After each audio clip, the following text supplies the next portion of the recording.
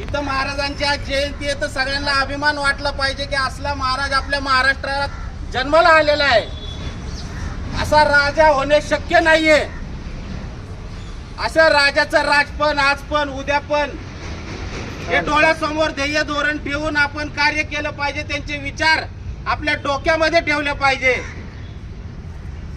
12 बलुतेदार 18 पगड जातींना त्यांनी एकत्र करून स्वराज्याची स्थापना केली आणि अशा स्वराज्याची स्थापना डोळ्यासमोर ठेवून डॉक्टर बाबासाहेब आंबेडकरांनी घटनेचे निर्माण केलेलं आहे. घटनेमध्ये पूर्णपणे शिवाजी महाराजांचे जे स्वराज्य आहे ते डोळ्यासमोर ठेवून घटना लिहिलेली आहे.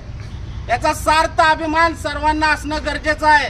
याच्यामध्ये कोणत्याही जाती धर्माचा उल्लेख न करता सर्व जाती धर्मांना घेऊन छत्रपती शिवाजी महाराजांनी स्वराज्याची स्थापना केलेली आहे.